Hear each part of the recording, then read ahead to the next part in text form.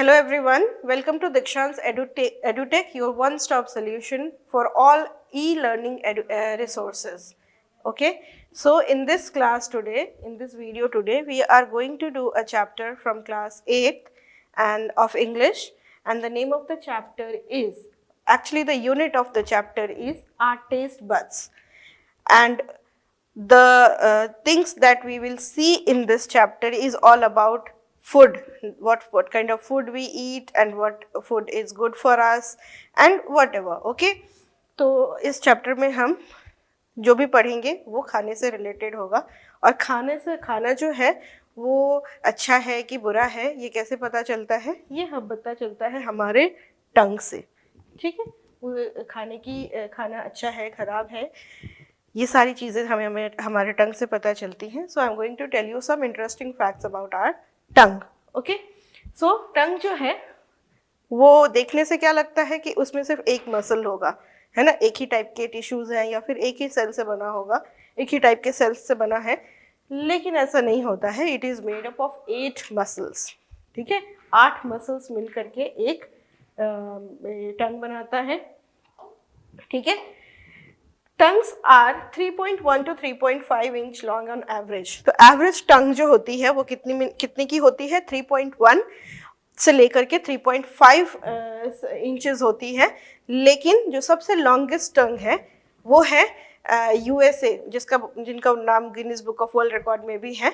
उनका नाम है निक बर्ल्ट, और उनकी टंग जो है वो 3.9 इंचेस की है, and he has got the longest tongue. Okay, the color of the person's tongue tells a story. Now how can a tongue color tell a story?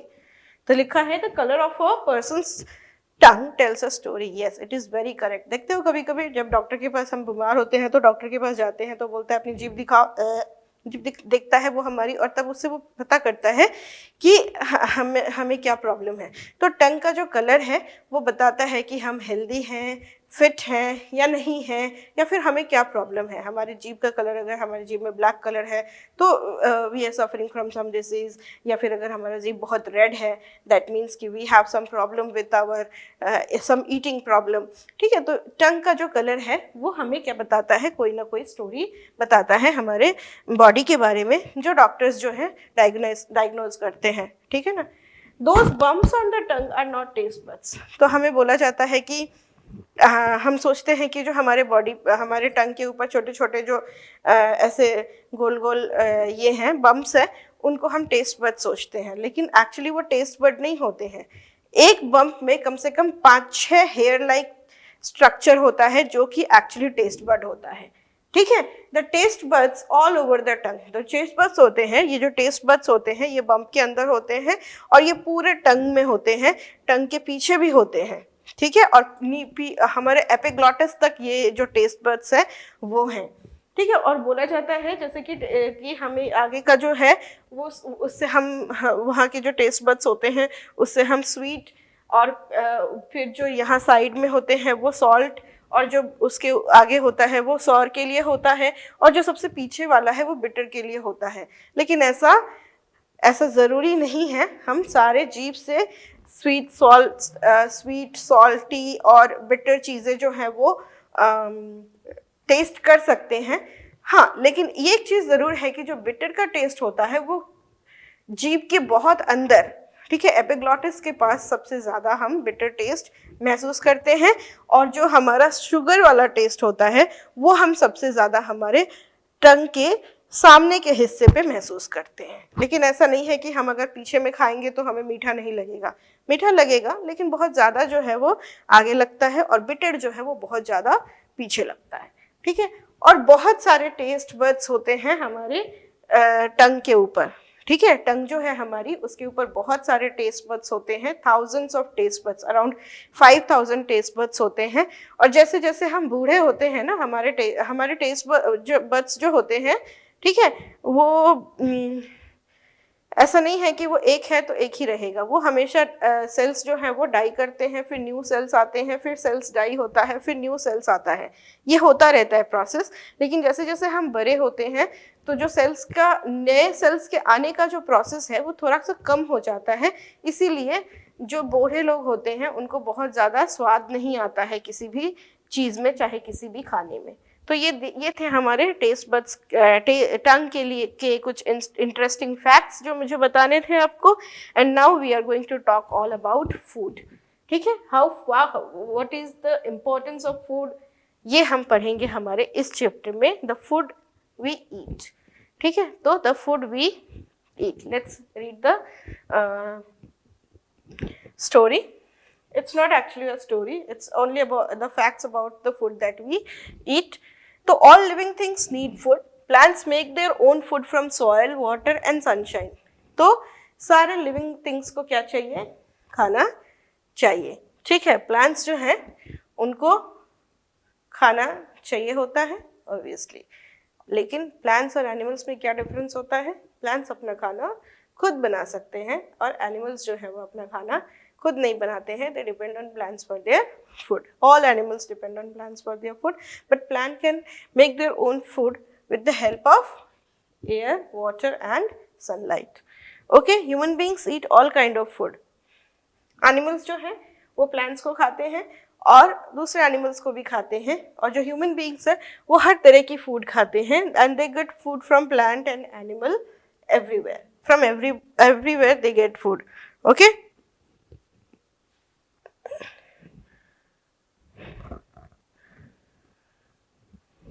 Okay, now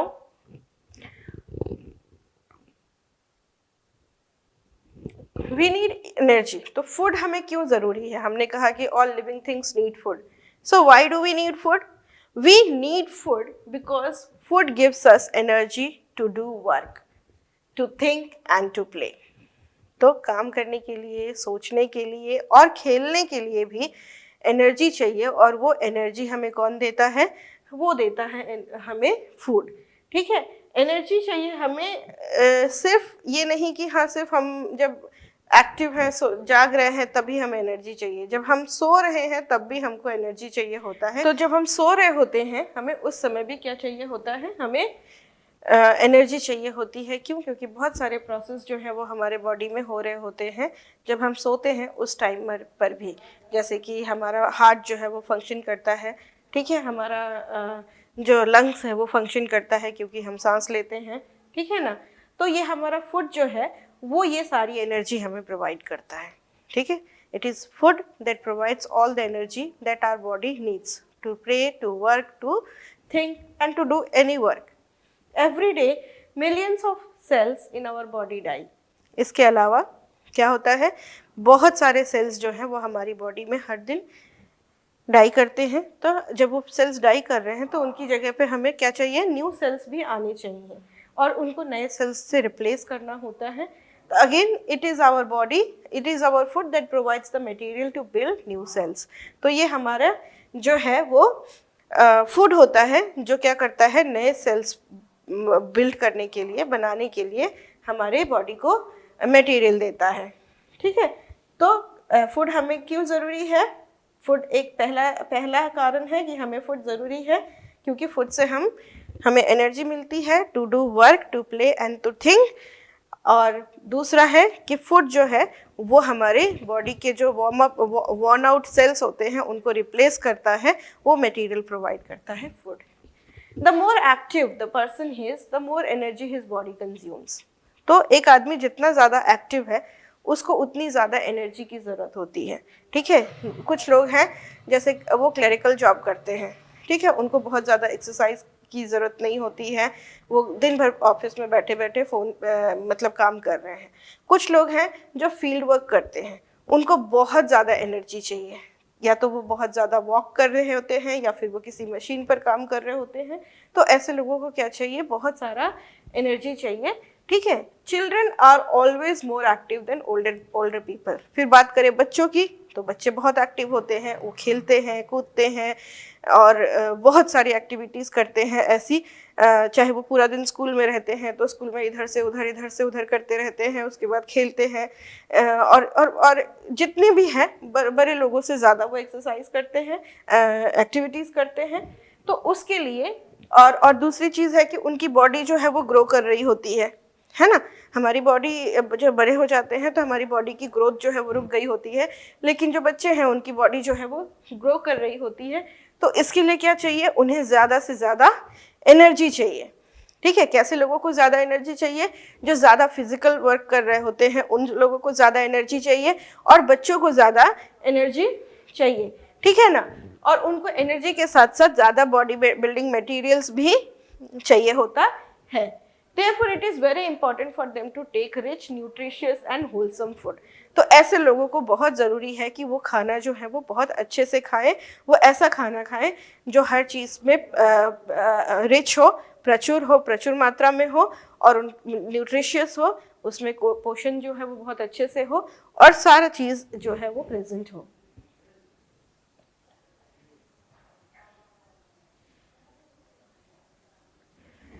food supplies us substances that we need to live and grow.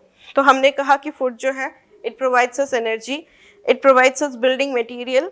अब food जो है वो हमें वो materials भी supply करता है जो हमें जीने के लिए चाहिए, है ना, हमारे जीने के लिए और हमें बढ़ने के लिए चाहिए। और ये सब्सटेंसेस जो हैं वो न्यूट्रिएंट्स कहलाते हैं। इनको क्या कहते हैं, न्यूट्रिएंट्स कहलाते हैं, कहते हैं। तो फूड क्या देता है, हमें न्यूट्रिएंट्स देता है। खाना जो है वो हमने बहुत सारा खाना खा लिया और वो खाना जो है वो न्यूट्रिएंट्स में कन्वर्ट होता है, और फिर वो न्यूट्रिएंट्स जो है वो एनर्जी में कन्वर्ट होता है।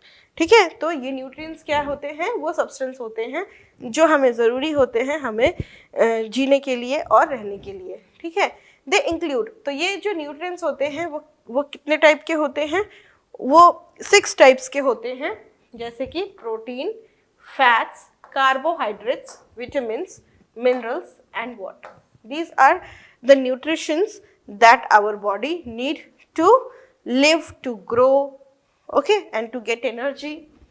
No one nutrient is more important than the other. तो अगर हम कहें कि इसमें से सबसे इम्पोर्टेंट कौन सा न्यूट्रिएंट है, कार्बोहाइड्रेट है कि फैट्स है कि प्रोटीन्स है कि विटामिन्स है कि मिनरल्स है या वाटर है, तो ऐसा कुछ भी नहीं है। ये सारे 6 के 6 न्यूट्रिएंट्स जो हैं वो बहुत ही इम्पोर्टेंट हैं। इनमें से एक भी ऐसा न्यूट्रिएंट नहीं है जो कि इम्पोर्टेंट नहीं है। ठीक है, each has its own work to do. हर एक का अपना अलग काम होता है, जो हम आगे देखेंगे कि क्या काम करते हैं और कैसे मिलता है हमारी बॉडी को ये nutrients. A healthy balanced diet has the right proportion of all 6 nutrients. तो हमारा खाना इस तरीके का होना चाहिए कि उस खाने के अंदर carbohydrates, proteins, fats, vitamins, minerals और वाटर जो है ये सारी चीज़ें अच्छे से हो। ठीक है, तो अब हम जानेंगे कि कौन कौन सा खाना खाने से हमें ये सारी चीज़ें जो हैं वो मिलेंगी। ठीक है, not all food contain all nutrients. तो हर एक खाना, सपोज जैसे कि हम चावल खा रहे हैं तो हमें सिर्फ चावल खाने से हमें सारे न्यूट्रिएंट्स नहीं मिल जाएंगे। जैसे कि चावल खाने से हमें विटामिन्स, प्रोटीन्स, मिनरल्स ये सब नहीं मिलेगा। ठीक है, अगर so the important thing is not just quantity of food we eat. तो इसीलिए ये इम्पॉर्टेंट नहीं है कि हम कितनी क्वांटिटी में खाना खा रहे हैं। हम चावल खा रहे हैं तो खूब ज़्यादा खा लेंगे, खूब सारा चावल खा लेंगे तो हम खूब हेल्दी हो जाएंगे, हमें खूब एनर्जी मिल जाएगी, हमारा बॉडी का ग्रोथ जो है वो बहुत अच्छा हो जाएगा। ऐसा नहीं होता है। ठीक है, but also the kind of food we eat, लेकिन किस तरीके का खाना खा रहे हैं ये बहुत ज़रूरी होता है। ठीक है, तो खाना हम किस तरीके का खा रहे हैं ये बहुत ज़रूरी होता है। People who have enough to eat may still be ill. तो ऐसा नहीं है कि जिन लोगों के पास बहुत अच्छा खाना होता है सब तरीके सा वो बीमार नहीं पड़ते हैं। अगर वो खाना इस तरीके से ना खाएं कि उनको ये सारे न्यूट्रिएंट्स प्रोवाइड हो रहे हैं तो ऑब्वियसली वो क्या हो जाएंगे, बीमार तो पड़ेंगे ही। ठीक है, they are eating too much of one kind of food. क्यों? क्योंकि वो अगर एक ही तरीके का फूड बार बार खा रहे हैं तो वो ज़रूर से ही क्या होंगे, बीमार पड़ेंगे, ठीक है, and not just enough of another. So, for a fully grown person, there is one sure way to know if he or she is taking in the right amount of energy. We can do so by weighing ourselves regularly. तो एक जो fully grown person है, उसको हमेशा इस बात का ध्यान रखना चाहिए कि उसको देखना चाहिए कि हाँ वो right amount of food जो है वो ले रहा है कि नहीं. और अगर वो कैसे देख सकता है कि हाँ मैं जो खाना खा रहा हूँ वो फूड जो है वो राइट अमाउंट का है कि नहीं है, ये वो कैसे देख सकता है? वो देख सकता है बाय वेइंग हिमसेल्फ और हरसेल्फ रेगुलरली. अपने आप को वो वेट करे और अगर उसका वेट जो है वो सही है, दैट मीन्स कि वो खाना जो है वो ठीक ठाक से खा रहा है. If we take in more energy than we consume, the excess is converted into fat. तो अगर सपोज हम बहुत सारा एनर्जी वाला फूड खा रहे हैं, ठीक है, ऐसा फूड खा रहे हैं जिससे हमें बहुत सारी एनर्जी मिलती है, तो जितनी एनर्जी की हमें काम थी वो काम हमारा हो गया और जितनी भी एनर्जी बची वो किस में कन्वर्ट हो जाती है? वो फैट्स में कन्वर्ट हो जाती है. This fat is stored in our body और ये फैट जो है वो हमारी बॉडी में स्टोर हो जाता है और हमें क्या बना देता है? मोटा बना देता है. वो हमें मोटा बना देता है. And if we take in less energy than we are consuming, our body draws from the fat already stored in it and we become thinner. तो और अगर हम कम खाना खाते हैं तो क्या होता है कि हमारी बॉडी जो है, हमारे बॉडी का जो फैट्स होता है उसी से एनर्जी लेने लगता है और फिर हम क्या हो जाते हैं? पतले हो जाते हैं. ठीक है, तो अगर हम ज़्यादा खाना खा रहे हैं तो हमारे फैट्स बढ़ जाते हैं और अगर हम कम खाना खा रहे हैं तो हमारे फैट्स जो है वो कम हो जाते हैं और हम पतले हो जाते हैं. तो इसीलिए ऐसा कहा जाता है कि ओवर सप्लाई भी हार्मफुल है और अंडर सप्लाई भी हार्मफुल है. ठीक है, and over supply of energy is as harmful as it's under supply. तो जितना हार्मफुल अंडर सप्लाई है उतना ही हार्मफुल क्या है? ओवर सप्लाई ऑफ एनर्जी भी है. ठीक है. Now in details we will read about the food nutrients that I told you. जैसे कि कार्बोहाइड्रेट्स है, प्रोटीन्स है, फैट्स है, ये 6 न्यूट्रिएंट्स बताया था ना, तो इसके बारे में हम थोड़ा सा पढ़ेंगे, जानेंगे. सबसे पहले है carbohydrates. Most energy in our food comes from carbohydrates. तो सबसे ज़्यादा एनर्जी कौन प्रोवाइड करता है? कार्बोहाइड्रेट्स प्रोवाइड करता है. तो हम इसे एनर्जी गिविंग फूड भी कहते हैं. इसे हम क्या कहते हैं? Energy giving food. ठीक है, कार्बोहाइड्रेट्स वाले जो फूड होते हैं जिनमें कार्बोहाइड्रेट्स ज़्यादा होता है उसे हम एनर्जी गिविंग फूड कहते हैं, क्योंकि सबसे ज़्यादा एनर्जी हमें इसी से मिलता है, कार्बोहाइड्रेट्स से मिलता है. और मेन सोर्स ऑफ कार्बोहाइड्रेट्स क्या है? होल मील, ठीक है, ब्रेड, पीस, मटर, बीन्स, पोटैटोज एंड फ्रूट्स. ठीक है, तो जो अनाज होते हैं जैसे चावल, गेहूं, पोटैटो, इनमें सबसे ज़्यादा कार्बोहाइड्रेट्स होते हैं. ठीक है, शुगर में भी होता है और पीस, बीन्स और फ्रूट्स में भी होता है कार्बोहाइड्रेट्स. ठीक है, तो ये एनर्जी गिविंग फूड होते हैं, इनको हम एनर्जी गिविंग फूड भी बोलते हैं.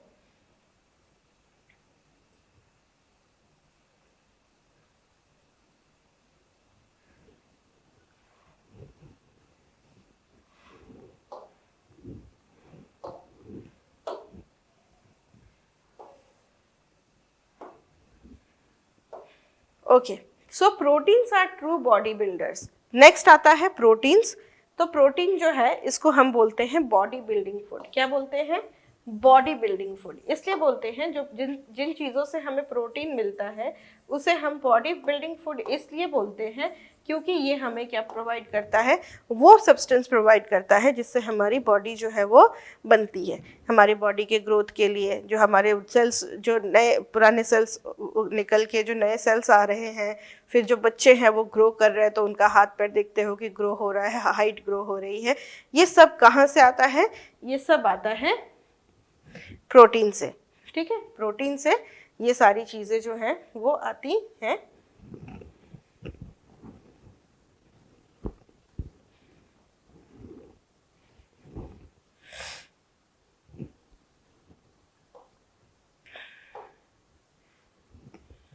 ओके।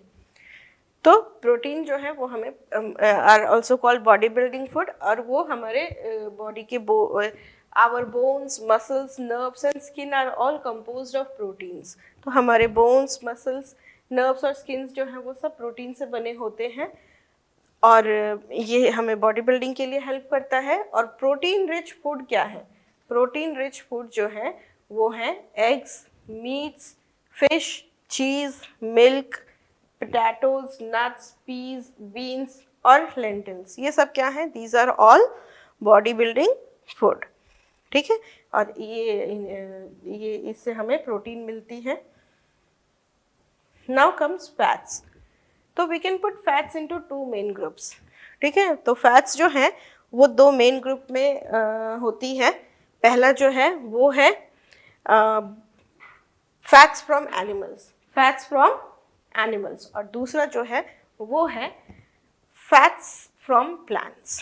तो फैट्स जो हमें एनिमल्स से मिलता है वो फैट्स कौन कौन सा है? बटर है, मीट है, क्रीम है, चीज़ है और एग्स है।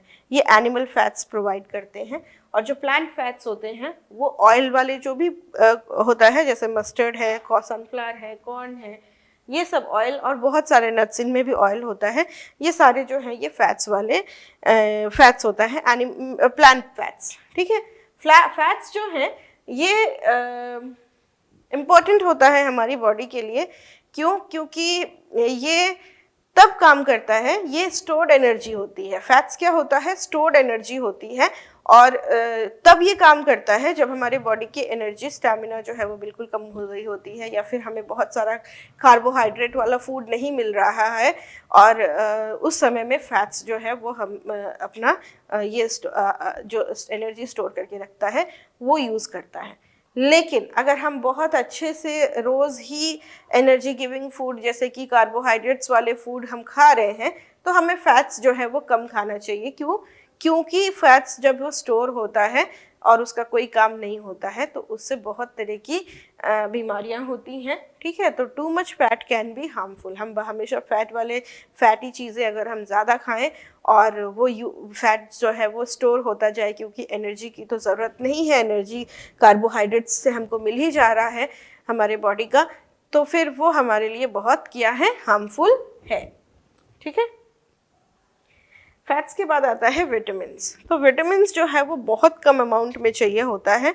जैसे कि अगर हम रोटियां हैं, रोटियों में क्या होता है? कार्बोहाइड्रेट्स होता है। तो रोटी अगर हम 3 खा रहे हैं तो फिर विटामिन वाला जो चीज़ है वो हमें बहुत कम चाहिए, ठीक है, लेकिन हमें चाहिए ज़रूर, ठीक है।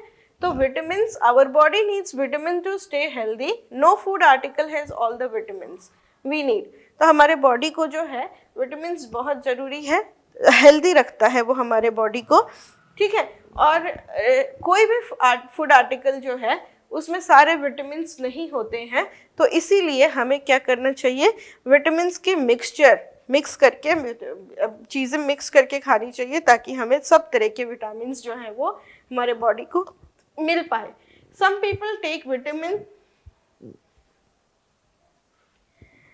pills, but we don't need pills if we eat well। तो कुछ लोग टैबलेट्स लेते हैं, पिल्स लेते हैं विटामिन की कमी को ख़त्म करने के लिए। जैसे कोई होते हैं उनको विटामिन बी की कमी होती है, तो वो विटामिन बी के लिए या फिर ए के लिए या फिर किसी भी विटामिन के लिए पिल्स लेते हैं। लेकिन पिल्स की हमें कोई ज़रूरत नहीं है अगर हम क्या कर रहे हैं, अगर हम बहुत अच्छे से खाना खा रहे हैं। तो अगर हम वो सारा खाना अच्छे से खा रहे हैं तो हमें पिल्स की ज़रूरत नहीं है, ठीक है। नेक्स्ट है minerals. Our body needs some minerals also. हमारे बॉडी को कुछ मिनरल्स भी चाहिए। For example calcium is needed for strong bones and teeth. जैसे कि कैल्शियम किस लिए चाहिए होता है? बॉडी के टीथ के लिए और बोन्स के लिए चाहिए होता है। और हमें कैल्शियम कहाँ से मिलता है? मिल्क से मिलता है और चीज़ से मिलता है। आयरन जो है वो बॉडी के रेड सेल्स के लिए ज़रूरी होता है। रेड सेल्स यानी क्या है? ब्लड सेल्स के लिए ज़रूरी होता है आयरन, ठीक है। तो ये हुआ। We get it from eggs, pulses and green leafy vegetables. और हमें आयरन कहाँ से मिलता है? ग्रीन लीफी वेजिटेबल्स से मिलता है, एग्स से मिलता है और पल्सेस से भी मिलता है। There are many other minerals that our body needs. हमारे बॉडी को बहुत सारे दूसरे मिनरल्स भी चाहिए होता है, the best way to have them all is to take a good variety of food. और सबसे बेस्ट वे जो है वो क्या है कि हम बहुत सारे अच्छे अच्छे वैरायटीज लें फूड के, तो हमारी सारी जो कमियां हैं वो खत्म हो जाती हैं। ठीक है। मिनरल्स के बाद नेक्स्ट इंपॉर्टेंट चीज जो है, और बहुत ही इंपॉर्टेंट है ये, वो है वाटर। हम सभी जानते हैं पानी के बगैर जो है जीवन नहीं है। पानी ही एक ऐसी चीज़ है जो सिर्फ अर्थ पे प्रेजेंट है, और इसी वजह से हमारे अर्थ पे लाइफ है। अगर पानी नहीं होता तो हमारे अर्थ पे भी लाइफ नहीं होता, जैसे कि हमारे दूसरे 7 प्लैनेट्स पे कोई लाइफ नहीं है। ठीक है। 2/3 of the weight of our body is water. हमारे बॉडी का 2/3 जो है वो पानी है। Much of it constantly lost in the form of urine. और ज़्यादातर पानी जो है वो क्या हो जाता है, यूरिन के रूप में बाहर निकल जाता है, फिर पसीना आता है उससे भी बाहर निकल जाता है, और जो हम सांस लेते हैं उसमें कार्बन डाइऑक्साइड के साथ थोड़ा सा वाटर वेपर भी होता है। तो इसीलिए we should take in as much water as we can daily. तो इसीलिए हमें जितना ज़्यादा हो सके उतना ज़्यादा पानी जो है वो पीना चाहिए हर दिन। ठीक है। Green salad has in it 9/10 of water. और ग्रीन सैलड में भी बहुत सारा पानी होता है। तो पानी के अलावा हमें वो सारी फ्रूट्स और वेजिटेबल्स भी खाने चाहिए जिनमें बहुत सारा पानी होता है। तो ये तो हो गए हमारे 6 न्यूट्रिएंट्स। ठीक है, जैसे कार्बोहाइड्रेट, प्रोटीन, फैट्स, विटामिन्स और मिनरल्स और वाटर। तो कार्बोहाइड्रेट्स जो है वो हमें एनर्जी प्रोवाइड करता है। प्रोटीन जो है वो बॉडी बिल्डिंग में हेल्प करता है, डेड सेल्स को रिपेयर करता है, या फिर इन सब चीज़ों में हेल्प करता है, बॉडी के ग्रोथ में हेल्प करता है। ठीक है। उसके बाद फैट्स जो हुआ वो एनर्जी को स्टोर करके रखता है। उसके बाद मिनरल्स, विटामिन्स जो हुए वो हमें बीमारियों से बचाते हैं। मिनरल्स जो हैं वो हमारे टीथ के लिए, बोन्स के लिए, हमारे ब्लड के लिए चाहिए होता है, ज़रूरी होते हैं। उसके बाद वाटर जो है इट इज़ वेरी एसेंशियल, ताकि वो सारी चीज़ों को क्या कर सके, वो अच्छे से पचा पाए, या फिर हमारे बॉडी के अंदर जो भी सॉलिड चीज़ें हैं वो अच्छे से सल्यूट हो, घुल मिल पाए। ठीक है ना। तो इसके लिए वाटर ज़रूरी है। उसके अलावा एक और चीज़ ज़रूरी है बॉडी में, the 7th thing, and that is fibre. Okay. तो फाइबर, जिसको हम रफेज भी बोलते हैं, it helps to grip the food as well as it passes through our intestine. तो फाइबर जो है वो हमारी बॉडी में क्या कहते हैं, डाइजेस्ट नहीं होता है। ठीक है। जितना फाइबर हम खाएंगे वो सारा फाइबर हमारे स्टूल के थ्रू क्या हो जाता है, बॉडी से बाहर निकल जाता है। यानी हम फाइबर को पचा नहीं सकते हैं। जैसे गाय है, तो गाय घास खाती है ना, अगर हम घास खाएंगे तो हम उसको पचा नहीं सकते हैं, वो सारा घास जो है वो स्टूल के रूप में बाहर निकल आता है। लेकिन फिर भी ये बहुत ज़रूरी होता है। क्यों? क्योंकि ये फूड को इंटेस्टाइन से पास करने में हेल्प करता है। The best way to remain free from constipation से बचाता है। ठीक है, कब्जियत बोलते हैं ना जिसको, उससे बचाता है ये। तो इसीलिए हमें अपने खाने में बहुत सारा क्या करना चाहिए, फाइबर लेना चाहिए। Since the body does not absorb fibre, चूँकि बॉडी जो है फाइबर को एब्जॉर्ब नहीं कर सकता है, ठीक है, तो हम जो है हम फैट भी नहीं होंगे। ये नहीं कि हाँ हम खूब सारा फाइबर खा रहे हैं तो फिर वो फैट के रूप में कन्वर्ट हो जाएगा और हम मोटे हो जाएंगे, ऐसा कुछ भी नहीं है। क्योंकि ये बॉडी जो है वो पचा ही नहीं पाता है, वो तो सारा बाहर निकल जाता है। तो इसीलिए हमें ज़्यादा से ज़्यादा फाइबर खाना चाहिए अगर हम चाहते हैं कि हमें कॉन्स्टिपेशन ना हो तब। High fibre natural foods are always better than the modern factory made foods.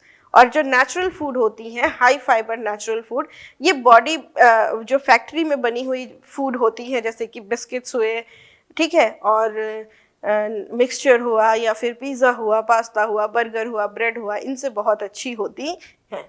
ठीक है। तो most important of all,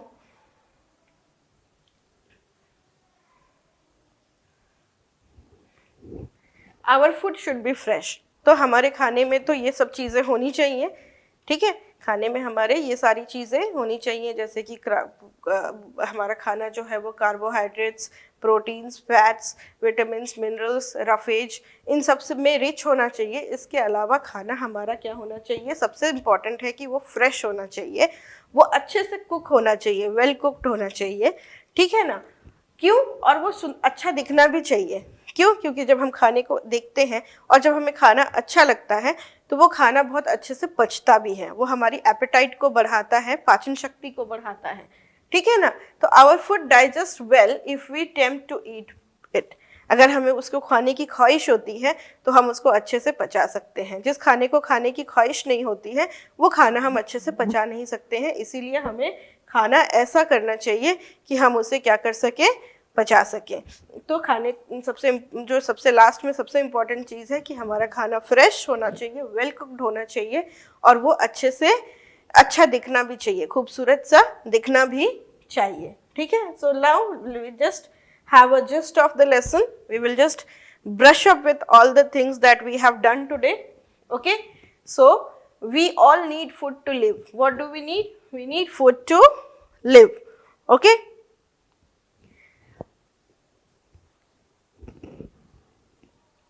food gives us energy. Food से हमें क्या मिलता है? एनर्जी मिलती है, ठीक है। Materials to build new cells help to grow and fight from diseases. तो फूड से हमें एनर्जी मिलती है और बॉडी बिल्डिंग मटेरियल मिलता है और हमारे को बीमारियों से लड़ने की क्षमता रखता है, जैसे कि विटामिन और minerals. Food provides nutrients. Food क्या करता है? हमें न्यूट्रिएंट्स प्रोवाइड करता है, और जो 6 टाइप के न्यूट्रिएंट्स हैं, ठीक है ना, वो हैं, मैंने अभी बताया, proteins, carbohydrates, fats, vitamin, minerals and water. और ये सब जो हैं अपने तरीके से इम्पॉर्टेंट हैं, कोई भी कम नहीं है, कोई भी ज़्यादा नहीं है, ठीक है। Both over supply and under supply of nutrient is harmful. अगर हम ज़्यादा न्यूट्रिएंट खा रहे हैं तो वो भी हार्मफुल है, और अगर हम कम न्यूट्रिएंट्स ले रहे हैं तो वो भी हमारे लिए क्या है? हार्मफुल है। और लास्ट में सबसे इम्पॉर्टेंट बात कि फूड जो है वो कैसा होना चाहिए? It should be fresh, well cooked, and it should be attractive. Okay, so with this we complete the lesson. Okay, and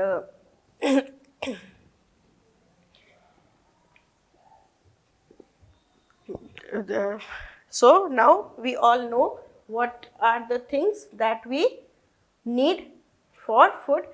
एक बार हम इस टेबल को देख लेते हैं, जाने से पहले इस टेबल को भी एक बार हम देख लेते हैं। इसमें है कि कौन सी न्यूट्रिएंट्स किस खाने से मिलता है और वो क्या काम करता है, ठीक है। तो ये मैंने डिस्कस तो किया है, लेकिन एक बार इस टेबल को भी मैं बता देती हूँ अच्छे से। जैसे कि कार्बोहाइड्रेट है एनर्जी गिविंग फूड, और वो हमें किससे मिलता है? राइस, पोटैटो, व्हीट और शुगर से मिलता है, और हमें एनर्जी प्रोवाइड करता है, ठीक है। फिर फैट्स भी एनर्जी गिविंग फूड है, लेकिन वो स्टोर्ड रहता है, वो फैट्स जो है वो स्टोर होके रहता है, ठीक है ना। और जब एनर्जी, कार्बोहाइड्रेट्स की एनर्जी कम होने लगती है तब फैट्स जो है वो यूज़ होता है। और फैट्स हमें किससे मिलता है? बटर, घी, मिल्क और चीज़ से मिलता है, ऑयल से भी मिलता है, ठीक है। और ये क्या करता है? Gives more energy compare to carbohydrates. Carbohydrate से ज़्यादा एनर्जी होती है इसमें, फैट्स में, ठीक है। यानी कि 1 चम्मच तेल में 4 रोटी से ज़्यादा एनर्जी होती है, लेकिन वो 1 चम्मच तेल जो है वो 4 रोटी से ज़्यादा हार्मफुल होता है। क्यों? क्योंकि उसका 1 चम्मच तेल का जो खाना है वो क्या होगा? बॉडी में स्टोर होके रह जाएगा, और जो 4 रोटियां हैं वो जितनी एनर्जी मिली और सारी एनर्जी जो है हमारी वो आउट हो जाती है, ठीक है। तो वो ज़्यादा हार्मफुल है ना। विटामिन्स और मिनरल्स, ये हमें क्या करते हैं? इसको हम प्रोटेक्टिव फूड कहते हैं। क्यों? क्योंकि ये हमें बीमारियों से बचाते हैं, ठीक है। ये हमें मिलते हैं फ्रूट्स से और वेजिटेबल्स से, required for normal growth and development. और ये हमारे नॉर्मल ग्रोथ एंड डेवलपमेंट के लिए ज़रूरी है, क्योंकि अगर हम बीमार रहेंगे तो हमारी ग्रोथ और डेवलपमेंट जो है वो नॉर्मल नहीं होगी। उसके बाद आता है प्रोटीन, जिसको बोलते हैं बॉडी बिल्डिंग फूड, जो मिलता है हमें मिल्क से, एग से, मीट से, फिश और सोयाबीन से, और वो हमें हेल्प करता है हमारी बॉडी को रिपेयर करने में। जैसे कि अगर हमें चोट लग जा रही है, कट जाता है, छिल जाता है, तो फिर उसमें जो नया सेल आता है, नया चमड़ा आता है, वो सब कहाँ से आता है? वो हमें प्रोटीन से ही आता है, ठीक है। और बच्चों को सबसे ज़्यादा प्रोटीन चाहिए होती है। क्यों बताया मैंने? क्योंकि उनका बॉडी जो है वो ग्रो कर रहा है। हमारा बड़े हो जाते हैं तो बॉडी की ग्रोथ रुक जाती है, तो उन्हें प्रोटीन ज़्यादा नहीं चाहिए, उन्हें कार्बोहाइड्रेट्स ज़्यादा चाहिए होता है, लेकिन बच्चों को प्रोटीन बहुत ज़्यादा चाहिए होता है।